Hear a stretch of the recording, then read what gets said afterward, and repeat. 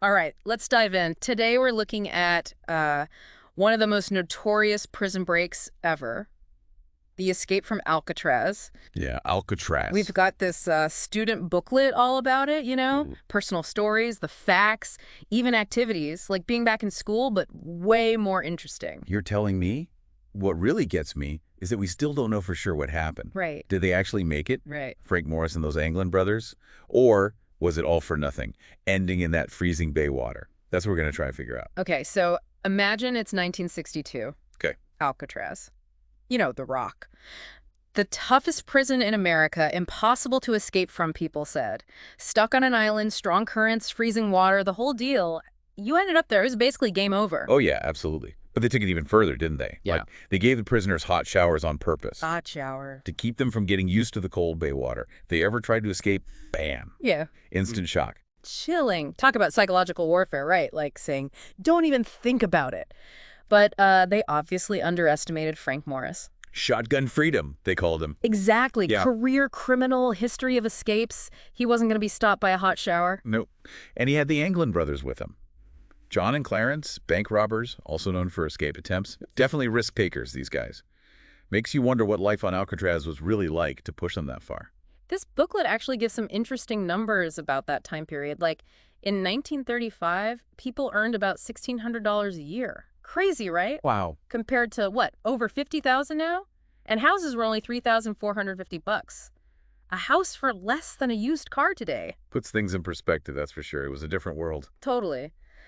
But even with things being so different, Alcatraz was still, like, the ultimate symbol of being locked up. So how did they even start planning a breakout from the Rock? It wasn't spur of the moment, was it? Oh, no. We're talking months of planning, meticulous and crazy clever. They turned spoons into chisels, To dig out the concrete? Exactly. Made fake heads out of soap, toilet paper, even hair to fool the guards. And they built a raft. Get this, out of raincoats. Raincoats? Like how many? Over 50 of them. I can barely keep an inflatable flamingo afloat in my pool, let alone. Seriously, it's another level of resourcefulness. No kidding. They even used a stolen vacuum cleaner motor to power a drill. Wow. And all this right under the guards' noses, working in shifts so no one would suspect? The teamwork, the pressure. Like something out of a movie. Oh, totally. And there's more. There were two other guys involved at first. June Stevens and Robert Williams. Really? They ended up backing out or getting kicked off the plan, but still adds another twist, don't you think? Definitely. So picture it. June 11th, 1962. Foggy night. Spooky. Morris and the Anglins are ready. They put those fake heads in their beds, slip through the holes they've been working on for months. Behind the cells. Yeah, they go up through a ventilation shaft all the way to the roof, but then there's a problem. Alan West, the fourth guy, he can't break through his wall in time. Oh, no. Imagine that. Freedom's right there, but your buddy's stuck. Yeah. And every second counts. It's heartbreaking. So he's left behind, watching as they disappear into the night. They climb down the prison wall. They've got this makeshift rope made of plumbing pipes, and then they launch their raincoat raft into the dark, cold water. 12 hours. What? That's how long it took before the guards noticed they were gone. 12 hours. They could have been miles away by then, fighting those currents, hoping to make it to shore. And that's where the mystery truly begins. Huge search, no sign of them. Yeah. Gone. Vanished. Some people even say the FBI got a postcard later on. A postcard. Yeah, just saying, haha, we made it. Seriously, like how would they even... Who knows? That postcard's part of the legend now, even if it was a fake. Yeah. But it's that lack of bodies that keeps people guessing, right? Did they pull off the impossible? Or did they meet their end in those waters? It makes you wonder, that same night, a guy named Seymour Webb jumped from the Golden Gate Bridge. His body was never found. Oh, wow. I didn't know that. Yeah. So if they couldn't find him, why would they find Morris and the Anglins? Chilling. It really shows how powerful those currents are. But there's also the evidence, right? Does it back up the escape theory? Or is there another explanation? Well, there are definitely some clues that make you think maybe they did make it. Like a Norwegian freighter. Out on the ocean, they reported seeing a body. Weeks later, miles from the bridge. And the description kind of fit. But wouldn't the currents, if a body could drift that far, wouldn't it end up even further out, logically? That's true. And here's another thing. They had this whole plan, right? Steal a car, get new clothes from a store, but none of that happened. If they made it to shore, they'd need supplies, wouldn't they? It's like a big oversight for guys who planned so carefully.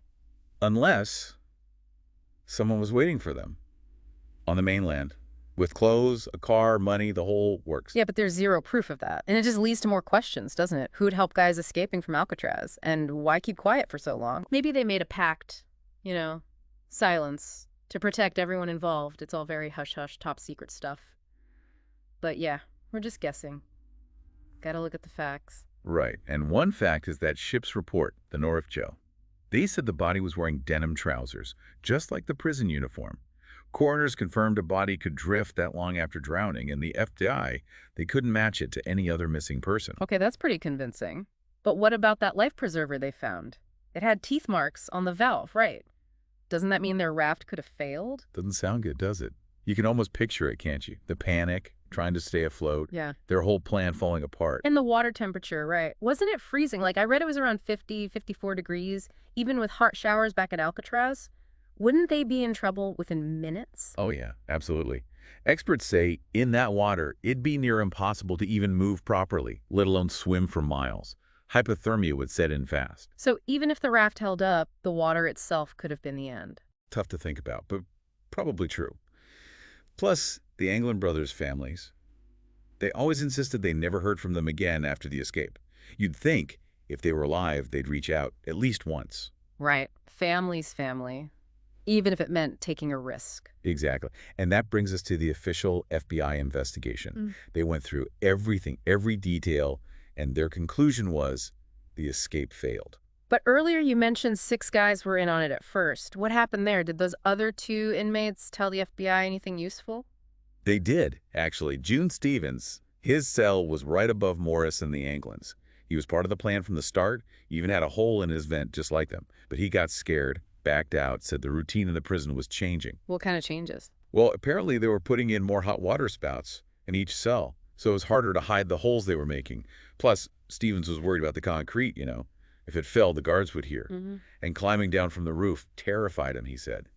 He didn't think he could do it. So he chickened out, basically? Yeah, pretty much. But him backing out actually helped the FBI. He gave them a ton of details about the escape, the tools, the shifts they worked, like having an insider. What about Robert Williams, the other guy? Was he helpful? Not really. He denied everything, even though Stevens claimed he was super involved, helped get materials, worked with Morris in the glove shop. It's interesting, isn't it, how their stories clash makes things even more complicated. It's like trying to solve a puzzle, but half the pieces are missing, and the ones you do have don't fit right. Exactly. But the FBI had their own puzzle pieces, too, you know. Official documents, witness statements, forensics. It wasn't just what the inmates said. Okay, so what did they find? What made them so sure the escape didn't work? Well, their report is massive, but it all starts with the official complaint, filed on June 13th, 1962. Morris and the Anglin brothers, they were charged with breaking Title 18, Section 751 of the U.S. Code escaping federal custody. Warrants out for their arrest, $50,000 bond each. $50,000 back then. That's huge. Shows how seriously they were taking this.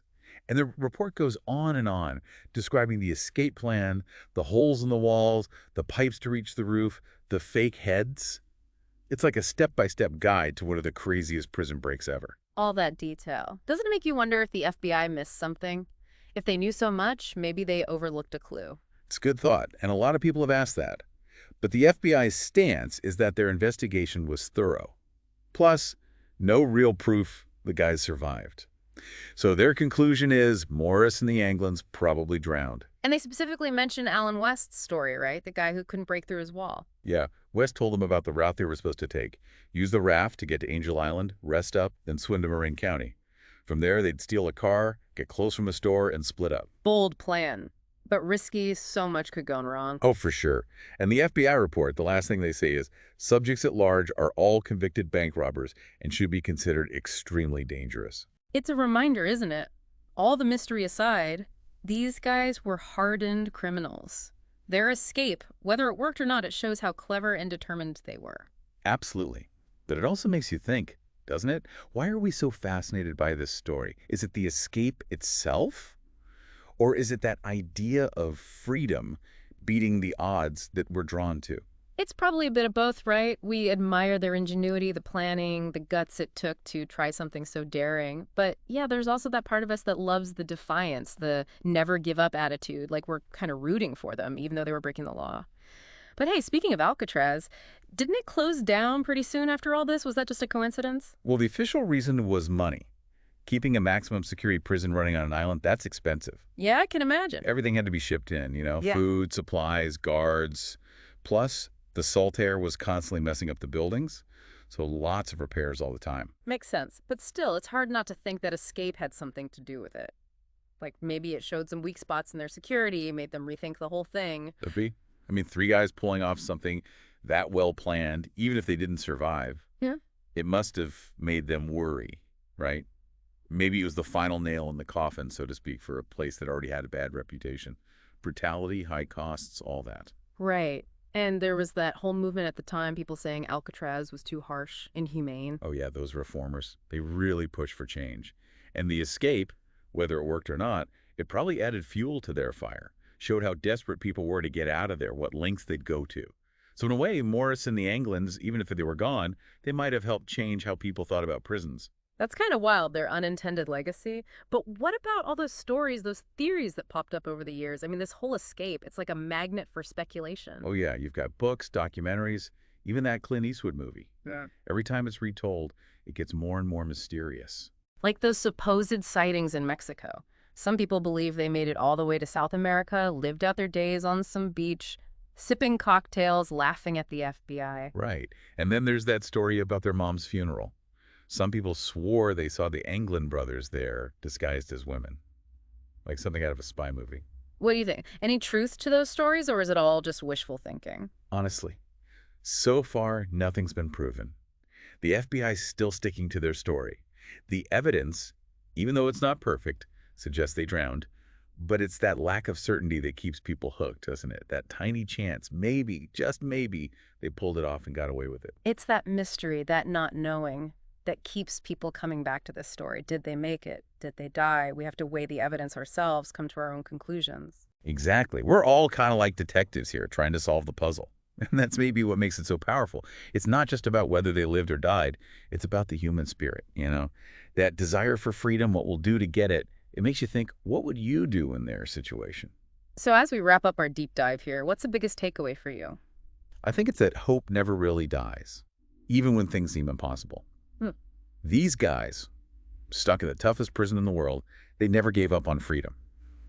Their story reminds us that humans can do incredible things, even in the darkest times. Well said. And for everyone listening, here's something to ponder.